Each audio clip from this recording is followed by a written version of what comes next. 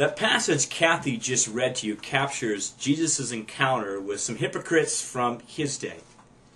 Jesus had previously encountered them, or people like him, and he had been raising the question with them, do you really know the Father? Well, these scribes and Pharisees now come to Jesus, and they jump on him for not fitting into their group. I basically believe what they're saying, it's not me who doesn't fit in, it's you that doesn't fit in. Probably a key characteristic of someone who's a hypocrite. Always pointing the finger, looking at everyone else.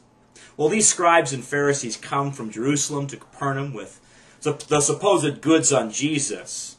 They're not quite happy with these followers of God, Jesus' disciples, because they didn't quite follow all of their traditions. And these religious leaders were offended, they were angry, and at the same time delighted because they could now tarnish this growing reputation of Jesus.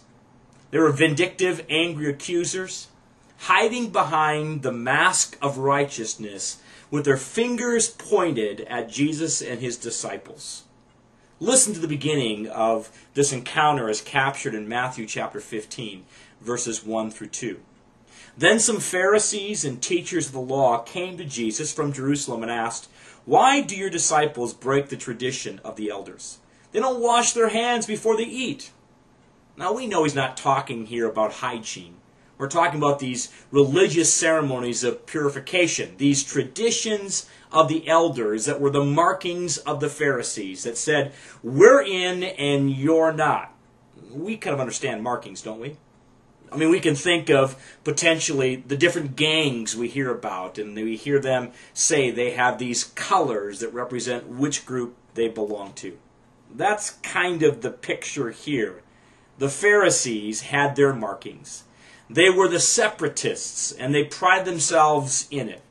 It was their marking, their distinguishing characteristic, the living of the traditions of the elders.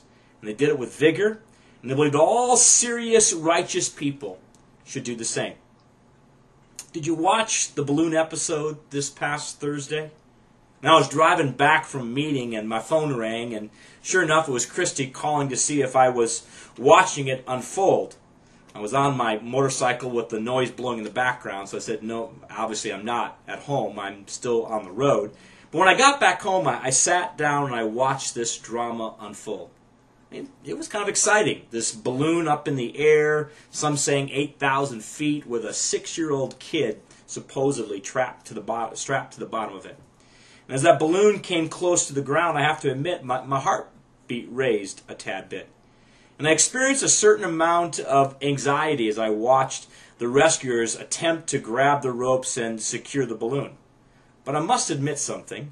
My impatience grew as I watched the crowd of rescuers not immediately approach the balloon and get that little boy out.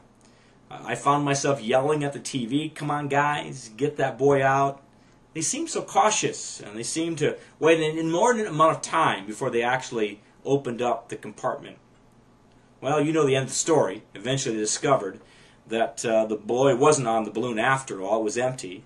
But within minutes of the realization, the police did something they always do with these kinds of things. They pulled out that yellow tape and cordoned off a very large area around the balloon, ensuring that no one would potentially walk into this area that they wanted to make sure nobody touched. So think about that for a second. Think about the traditions of the elders. Think about that yellow tape. It was the oral tradition of interpretation of God's law that was created to fence off the law, creating an area of protection for the people. It eventually was written down in 200 AD, and at that moment was considered by the Pharisees to be binding upon any person who really pursued righteousness or pursued God. For the Pharisees, the disciples not following the religious purification rules for proper washings were like a crowd at a crime scene, rudely lifting up the yellow tape and prancing into the cordoned off area. It was offensive, it was wrong, and they, like the police officer, were barking their strong objections. Here's what I want us to do. I want us to take a moment and think of where you or where we have done such a thing with God's Word. Where have we taken a principle in God's Word and surrounded it with the yellow tape of additional rules? Now go ahead and discuss this with your group. And as you finish that discussion, I also want you to discuss this. Why does this precautionary action at times actually become dangerous? Enjoy your discussion.